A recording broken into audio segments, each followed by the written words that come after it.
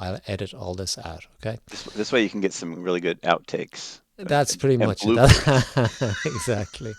I'm just trying to get you unguarded. Okay. All right. I need controversy. Okay. Hot mic. Today we have Eric Nichols, who lives in New Hampshire and rides with the New England Randonneurs, but also has ridden previously with the San Francisco Randonneurs. Eric has completed 3 PBPs.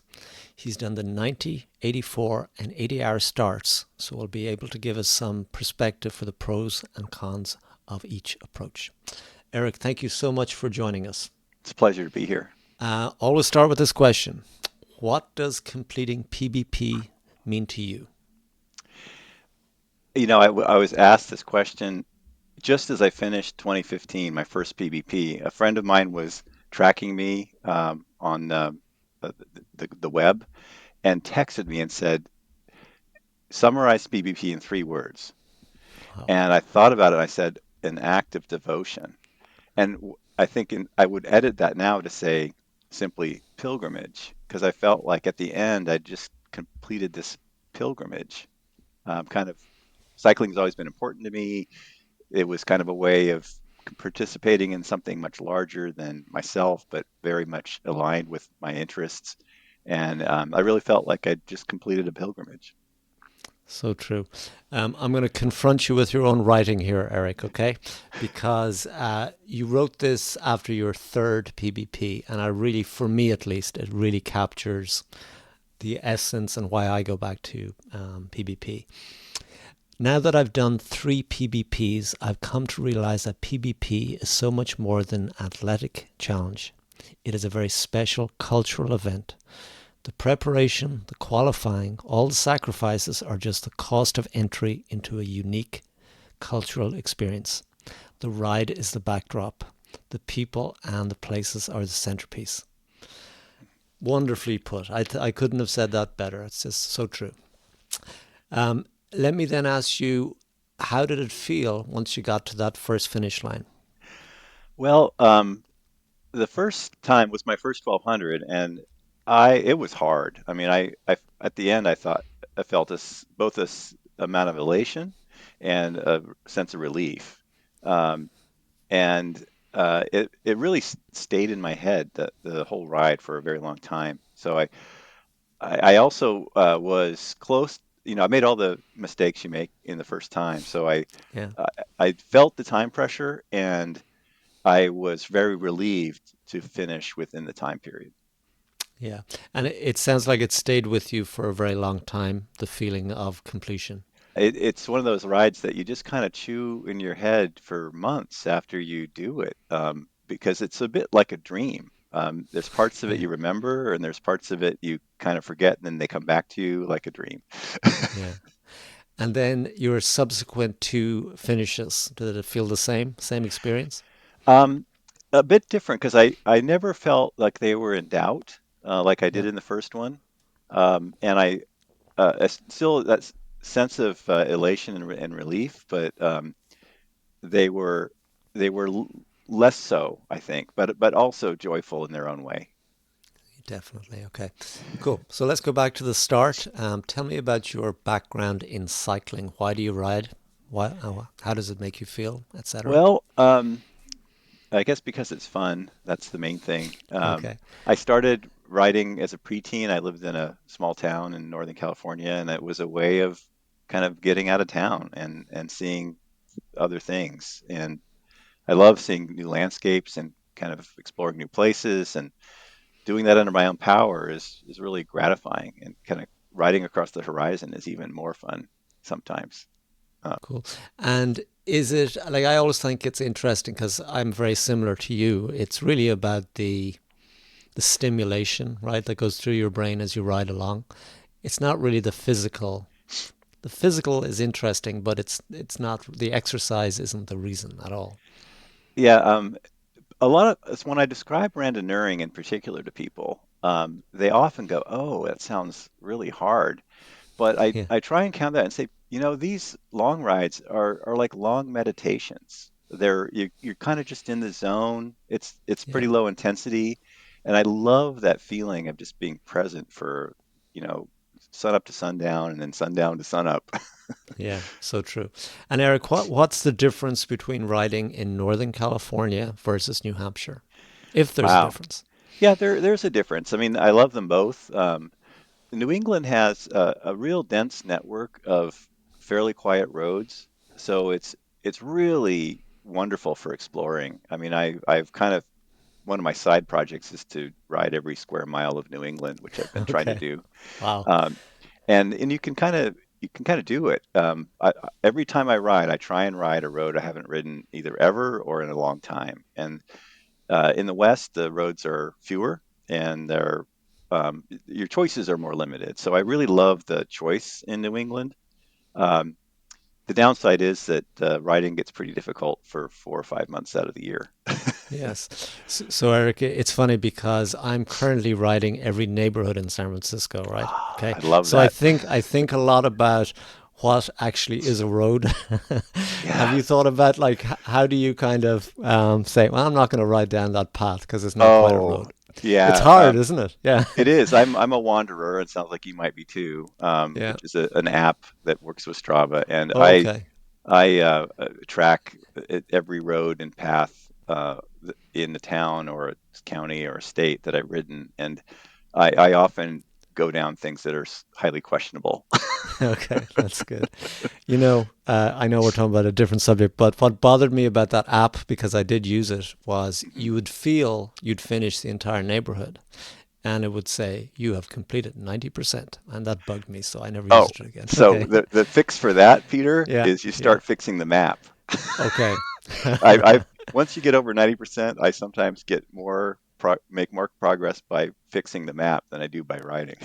Okay. Well, we'll definitely have to compare notes on that. Okay, cool. Yeah, Um, Back to PBP. I have to stay on topic. I'm sorry. yeah. Tell me, how did you originally hear about PBP? Then why did you decide to attempt it? Well, I was a bike shop rat in my preteens and teens, and hanging out at the bike shop, I would read all the magazines and stuff. And I there was a Bike World issue in like '75 that had an article from I think it was Craig Hoyt, who was one of the first finishers in the modern era, American finishers in the modern era. And I remember reading it and being just kind of gobsmacked about the distance and the difficulty, and yeah, I just kind of filed it away in the back of my head. And then over the years, I started doing centuries and double centuries and got to doing randonneuring later. And it was always just kind of there in the back of my head, like, okay, Yeah, should I do that? cool. I'm interesting just about that bike rat comment or bike shop rat comment. hmm Like, what attracted you to bikes and just kind of retail in general? Um, boy, I've always been a bit of a techie, so I liked how they worked. I was curious how to fix things. So, a little side story here. My local bike shop was run by a guy named Ken Grossman, who went on to found Sierra Nevada Brewing Company. Oh, wow. Um, Now you're and talking my language. Okay, good.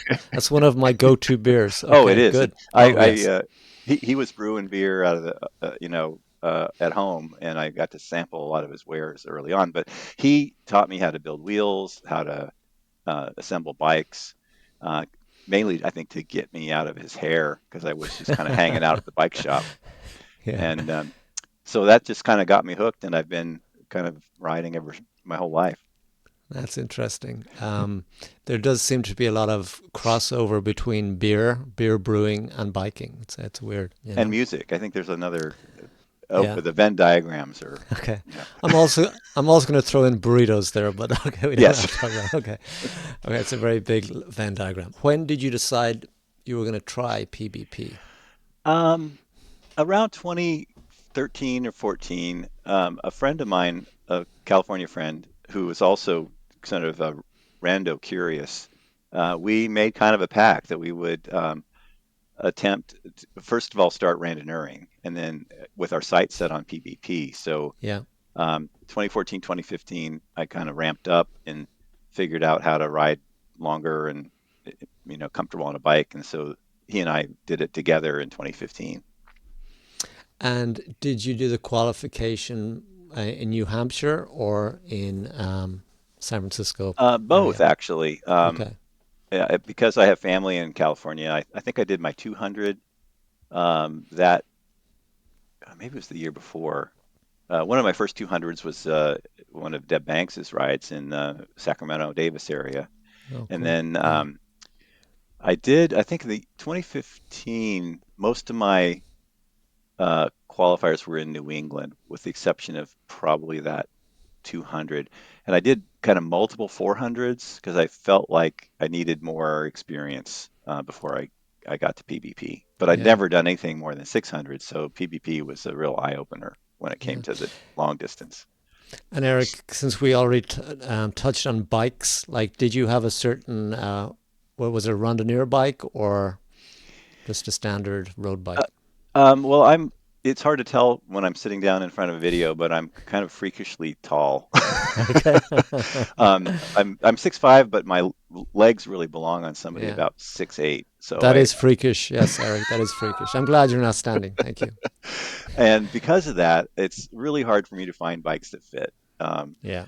but that first year, I had a Soma that was off the shelf, 65 centimeter Wow. San Marcos, and rode that. And I think it actually cracked on PBP because a month later, when I was unpacking it, I discovered that the frame had cracked. So that was actually the end of that bike. Yeah. You know, it's funny. I had a Calfee that I thought was indestructible. And the first one I rode, I came back and there was a crack on the seat stay. But I Mhm. think it was the packaging, actually. I just Ah, think just transporting is just so stressful on a bike. It's my theory, yeah. at least. Yeah. But it was to answer your question more fully, it was a lug steel and a classic bike with a front bag and fenders and kind of the Nice. typical Randonneurs type bike. That's cool. And maybe tell me about the logistics of getting to the start line, something that should not be underestimated. Yeah, that first, so this my first year was 2015, and that year there was this travel agency that worked with Rusa called De Paris or Des Perez, and they had kind of a monopoly in some ways on Okay. certain things. Like they bought up a big block of hotel rooms in San Catan, which was the start that year. And if you wanted to get in one of those hotels, you kind of had to go through them. And they also picked you up at the airport and so on. So it was actually pretty easy. They also Yeah. did drop bag service, and they arranged if you wanted hotels along the route. And I did all of that with them, and found it to be pretty seamless. The Yeah. second time I went, I did it all myself, and actually my bike was lost in transit. Um, Oh. and it showed up the day I arrived to PBP several days early, Yeah. and my bike took about 2 more days to get there, and I was like biting my nails So stressful. Yeah. because I can't rent a bike. I mean, I'm just Yeah. not a size that is rentable. Yeah. Briefly, my first one, I locked myself out of the apartment. There was no way to get into the apartment. I had to fly someone over from Ireland with the keys to open the apartment. And the Oh, stress, oh, it was just terrible. So simple stuff like that, logistics can be yeah, really hard. yeah. So I had connected through Lisbon to get Yeah. to Paris that year. My bike got lost, and Lisbon, my connection was um, on some holiday, Assumption Day, and nothing was open, including the baggage help desk. Oh yeah. Yeah. So I think bottom line is try to move to Europe like 6 months beforehand. I think that's yeah. Tell me about the actual start line. How did you feel? Um, oh, super nervous. I sort of felt like, you feel a little bit like you're going to a party and a little bit like you're heading to your execution. That's funny. Yeah. And Yeah. I, the start waves are big, and I remember being next to many people who had done it many, many times. Like some yeah. old guy next to me was like, "Yeah, this is my sixth PBP," and I was super impressed by that. I figured, well, if he's doing it more than once, then I can do it once.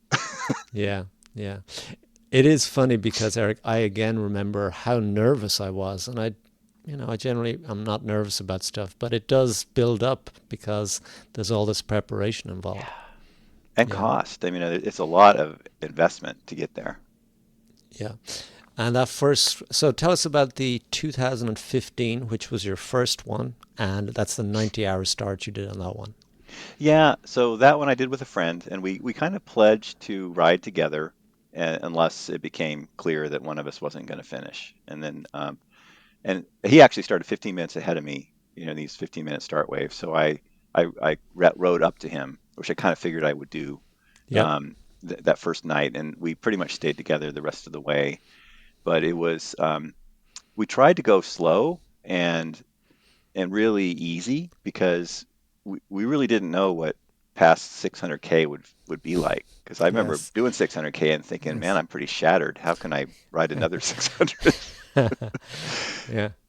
But so we kind of just, I think we rode too slow and we did the typical newbie mistakes of faffing too much at the controls. I mean, that's the one thing as I've become a more experienced randonneur and I still feel Yeah. like a newbie sometimes, my fathometer has become much more finely calibrated.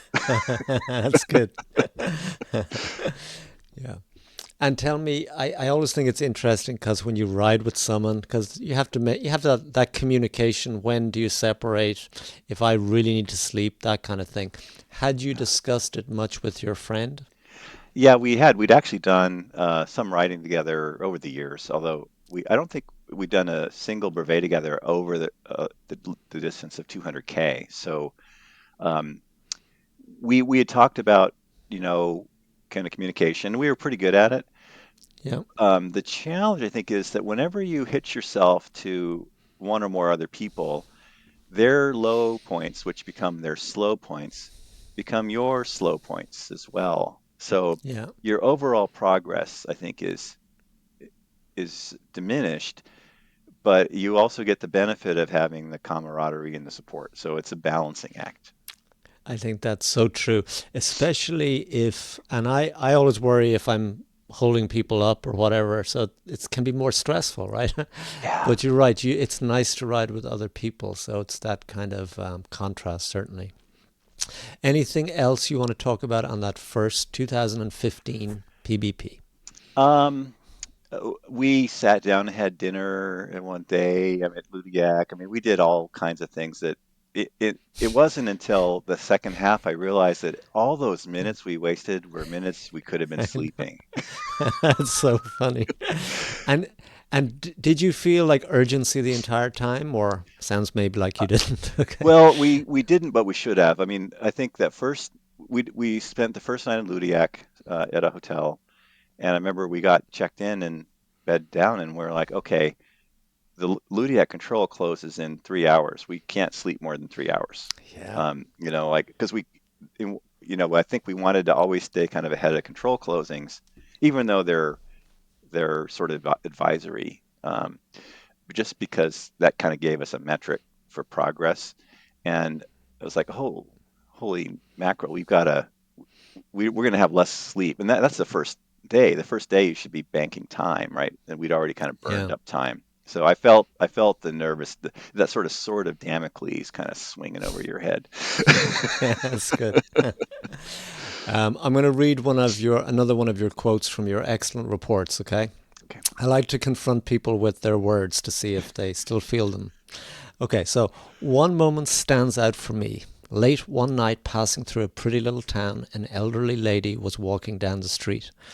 As we passed by, she leaned on her cane, looked up, and quietly said, "Bravo." It encapsulated the spirit of the event for me. It felt like each of us was playing a part in a huge public demonstration of devotion to cycling, to France, to ordinary people attempting extraordinary feats, to history and tradition. Nice writing, Eric. I Do, think do, those long rides actually kind of make my words come out better. that's funny. And you obviously still feel that way. Oh, absolutely. And every time I've gone, I try and rekindle that moment because it happens over and over again.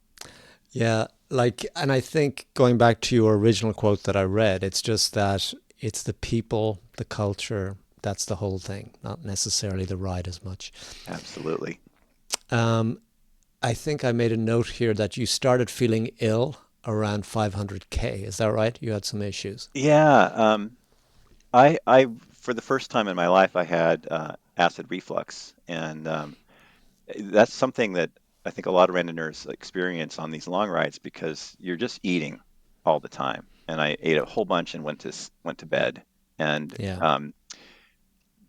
got such irritation in my esophagus that I woke up with violent hiccups and a burning sensation, and it stayed with me the rest of the ride. I yeah, literally hiccuped my way through the last 900K yeah. or Okay. 800K, Yeah. which was interesting because I couldn't, uh, I'd hiccup almost with every breath, Oh God. which, and then I'd swallow a bunch of air. So about every 10 breaths, I'd belch. And so I was probably grossing people out, as I was riding. But it kept me from falling asleep. That's good. Okay, a little another tip perhaps. Okay, eat a lot, fall asleep, and then hiccup. Cool. Okay, so let's talk about 2019, which was your second attempt, and that was the 84-hour limit, which is 6 hours less than the previous version. Why did you choose that one? What was Well, going on? I had thought over the years, I started gaining rando skills and kind of looking at my times and thinking, well, I think, and I'm a total nerd, so I've like analyzed my stop times on a spreadsheet and stuff. And I figured, well, if I'm just more judicious about use of time, I can do this. And I found the 84 appealing because there's one less night of riding. You start in the morning, you ride more in the day and less in the night. And I wanted that new experience. I wanted to see what that was like. And I've heard that the 84s often have the highest finishing rate. Um, Okay. the 80s, a lot of them kind of burn out because they're racing it, and in the 90s, there's a lot of uh, newbies. Yeah. But the 84s are kind of like that sweet spot. Nice. And did it work out that way? Yeah, yeah, I think it did. I really liked the 84 experience. It makes it really easy actually to sleep 2 nights in Ludiac, which is what I Okay. did. I booked a hotel, and you get there. Ludiac's like 450K. Um, I had a drop bag at the control. I grabbed it. I took it to my hotel room. I showered and slept gloriously, and then left all my stuff in the room. And then you ride out to Wow. Brest, and you ride back, and your stuff is there. So it's super Yeah. fast and convenient. Another, sleep, another shower, and then you're back on your way. So I found it super efficient to do the 84. Were you concerned about those missing 6 hours? Um, I I felt actually less time pressure than I did for the 90 just because I used my time so much better. There's like 14 controls at PBP, and if you save 5 minutes at each, that's like hours. So, and that's what I did. Yeah. I really, and 84 is interesting because you start so much farther back from the bulge. So that Yeah. first day is super quiet. You're just with other 84s, and they're moving it pretty efficiently. And you really don't ride into the back of the bulge until you get to Ludiac at the end of the first day. And Yeah. then I just kept riding through that bulge. I actually think I rode all the way through the bulge and into the other side by the time I finished. Very good. And did you ride with your buddy again or anyone else? No, he didn't. He hasn't done it again. But I didn't specifically ride with anyone, but I found friends. I think once you've been randonneuring for a few years, you kind of, and especially if you go back to PBP again, Yeah. it's like a reunion. So I sometimes would ride alone, but I often would just kind of find somebody I knew and ride Yeah. with them for a few hours. Amazing. Any kind of doubt that you wouldn't make it, or you were just pretty confident the second time? Um, let's see. It was really cold.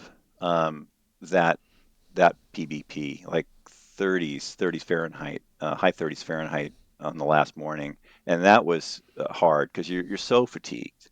Yeah. So that was tough.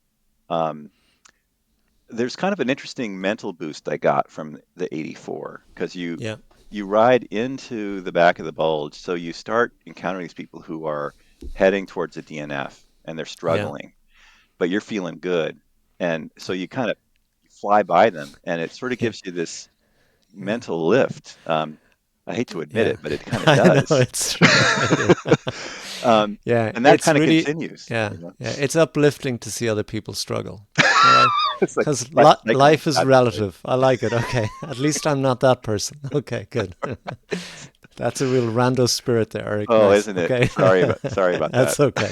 No, it's funny. I had the exact same experience that Mhm. when you're passing people, it is so, just in general, you feel Yeah, a lot stronger than you probably are, you know? yeah. Cool. Anything else about that second one, or you want to, should we talk 2023? Um, I think that's kind of what I wanted. The main thing I want to talk about the 84. So let's move on to Cool. the 80. So 2023, you're lopping off another 4 hours. This is madness, Eric. Okay, right? Just seeing how you can DNF or whatever, and tell me what was the rationale behind that decision? Well, I'd done the 84 in 75 and a half hours. So I Okay. kind of, and that Yeah. was kind of actually my goal was to, if I started 84 but finished less than 80, and Yeah. that was kind of testing whether 80 was within my reach. And it was. So I thought, well, the thing about the 84 is you ride into the bulge, and there's generally some of the cafeterias start to run out of food. Not in a big way, but there's fewer Yeah. choices. You get into the bulge and it's crowded, and that all kind of kills time that you could be sleeping. So I thought, Yeah. well, and I'm always interested in new experiences. So I thought, well, Okay. let's give the 80 a go. And I Yeah. also had done 1,000K the year before, so I had my pick of Okay. start times, Oh, nice. Okay. which is great because then I literally just I decided, well, the A group sounds way too racy, Yeah. but I picked the B group just because Okay. it's it's near the front. Okay. Yeah. And tell me, what was the vibe of the B group versus the other ones that you'd done Oh, before? it was night and day. It's some, PvP is kind of the raciest reveille you'll ever do, if you want it to be. And the A, B, C, Ds they're all, Yeah. what the French call the vedettes. They're going for trying to do a time, a lot of them. And Yeah. I found it very businesslike, like less social. Um, Big pelotons. Everyone's trying Yeah. to hang on and, ride efficiently and fast, but the safety issues are significant enough Oh, that yeah. you are shoulder to shoulder all night long with a bunch of other riders. And Yeah. there was a crosswind, so everyone's kind of jockeying for position. You kind of get guttered if you don't pay attention. Yeah. So I found it stressful but exhilarating because you're literally on this magic carpet and Oh, you're yeah. banking time like crazy. Yeah. And tell me, so many of those are trying to go for a Charlie Miller time, I suspect, but obviously that really wasn't your goal. You, No. and at some point you kind of drop off the train. Is that what happens? Yeah, I realized I was gonna kind of get shelled out of the B, and then so but there's a lot of fast C and D and E Yeah. riders, so I I would just surf wheels through the night and the next day, and my goal was to go fast, but mainly to go fast in order to sleep, because what I've Okay. learned about myself is that Yeah. I really need to sleep after 500K. Okay. I don't think I've ever successfully ridden more than 500K with at least a ditch nap, Yeah. and that was true even that time. So sleeping in Ludiac was perfect, and then going out to Brest and back, sleeping again, and then I didn't sleep. I think the traditional thing to do is then to sleep again in Mortain. Um, Yeah. and I decided I was smelling the barn at that point and just rode through Yeah. that last night, which is hard. But Yeah. I was also really wanting to see if I could, how much faster than 80 could I ride and still get good sleep. And I did it Cool. 75 and a half or so. This is a weird aside. Is there anything about being a tall rider that's different from someone like me who's 5'8", 5'9"? Yeah, I ride like a tandem, and Okay. if my happiest moments are when I'm on the back wheel of a tandem, That's um, funny. because they manage momentum like I do. You know, we're heavier, so we tend to ascend a little slower, Yeah. but I descend. I'm a narrow, skinny 200 pounder, Mm. so I descend really quickly. And so I would typically outrun everyone on the downhills, except the tandems. So I just loved riding with tandems. That's very funny. Oh, cool. Okay. Any final comments about 2023? Uh, yeah, let's see. The psychology of it was really different because I was a slow B group member. You know, I'm with the really Yeah. fast people, but I'm Yeah. very much a mid-pack randonneur. I'm neither a rabbit or a turtle. Yeah. Um, so I was being shelled out of all these groups constantly, and I think that kind of made me feel like I was riding slower. I actually turned Yeah. almost the Yeah. same time. I got more. I rode faster, got more sleep, and finished almost in the same time as the previous Yeah. PBP. Yeah. But the psychology of it was very different. Completely. It is so true. I was going to ask you that question because uh, you were like the opposite to the previous 4 years, right? You weren't going Yeah. through the bulge. You were actually motivating other people. People were saying, at least I'm not that guy. The guy Okay. who looks like a tandem. Okay. Yeah. The one other Yeah. thing about the 80 that is really beneficial is the controls are empty. Like Okay. I have a picture in my Strava feed of the cafeteria at Villain on the way back, and I'm like the only person sitting in it. And even though I'm not in the first 100, but I'm, Yeah. probably in the first 1,000 or something. Um, Yeah. and Uh, it's so much easier to get food and services. that's true. I actually wrote down all your finishing times and also moving times. They may be of interest. I'm sure you've analyzed them already in detail. But okay, the 90 hour you finished at 86 and 49 minutes. Okay, so three hours and 10 minutes to spare. Your moving time was just marginally over 60 hours. 2019, 84-hour start. You completed that in 75 hours and 27 minutes, so way ahead of the finish time. Moving time just over 56 hours, 56:12 minutes. And then the 80-hour time you finished in 75:48, actually a little bit more than the previous. Mhm. And your moving time was 10 minutes more than your 84-hour start 4 years before. So it's just interesting. I think that the moving time tells only a little part of the story, isn't that right? It's what happens off the bike is the Yeah. real key, I think, And I burned a ton of matches on the 80 start being in the B group. Yeah. I got to Fougères, which is like 300K in 11 hours or something. It was Yeah. ridiculous. I looked Yeah. around and Jan Hein is there, and Yeah. John and Ann Jasinski, these super fast folks, and I'm like, I am riding way above my station in life. That's funny. Good. But again, you'd motivate them later, so that's fine. um, okay, so let's talk about just in general, how has your strategy evolved over those three times? What's changed and why?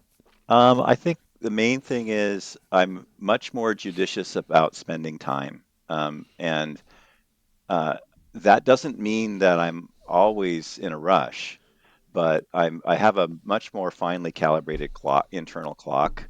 Okay. Um, and like for example, on the second day coming back this last time in 2023, I ran into Brad Tanner and Rachel Bandy, two wonderful New England Randonneurs, and we ended up just kind of chilling out and sitting down and having a coffee, Yeah. and that felt right, But I think I've just got a sense of time in hand and when I can ride enough to bank time and when I am going to struggle to bank time.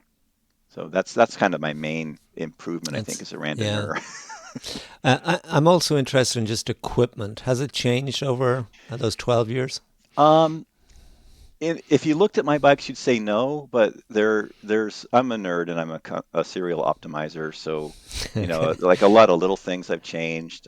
Yeah. I tend to get numbness after every 1200K, and so I've kind of worked on lighter shifting, and positions a little different. Efficiency is important to me, so I'm like a rolling resistance nerd, Okay.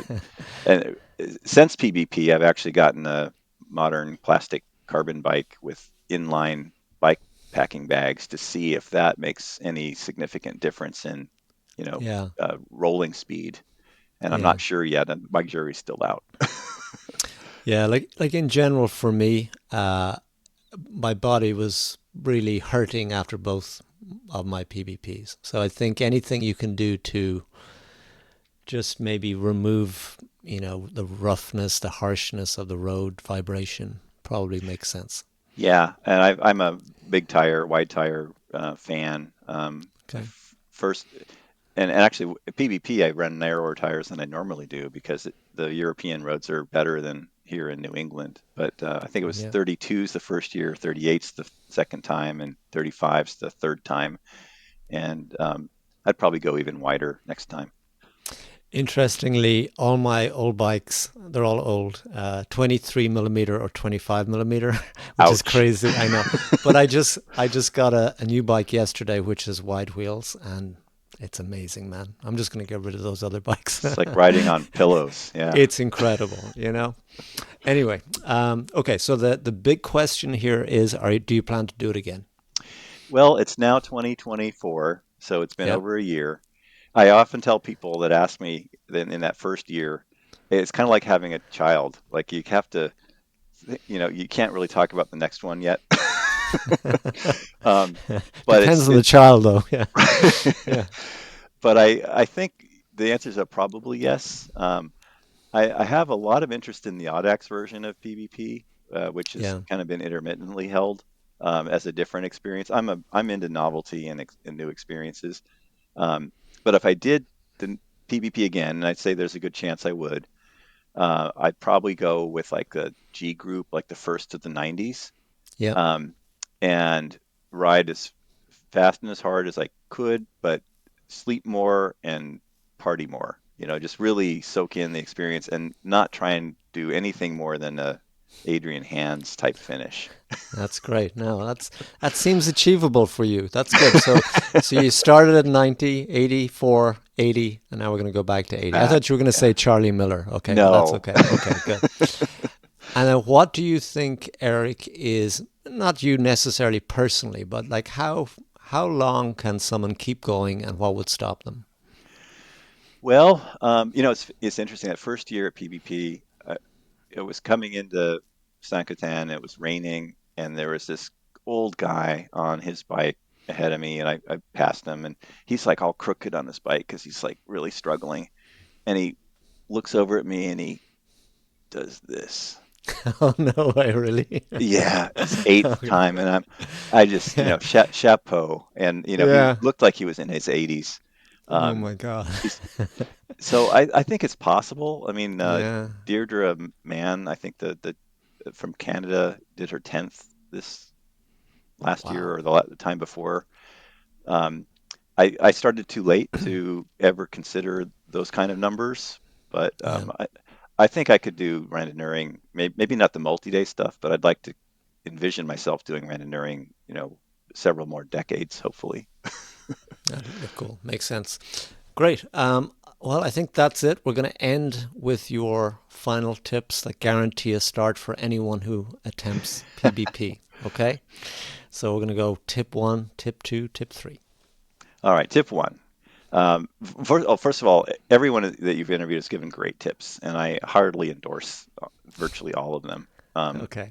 so I tried to do unique ones that Thank you. Thank you. maybe somebody else hasn't suggested. And my first tip is work on your fitness off the bike. It's one thing to do the qualifying and to ride a lot, and you have to do that, but that makes your body strong in some ways, but weak in other ways. So work on, hiking, rowing, going to the gym, strengthening your neck and your arms and your core. Those things will help you, especially on the third day when your body's starting to fall apart. Okay, good. And a second tip, um, it- there make riding safely a high priority. And what I mean by that is really kind of multiple things.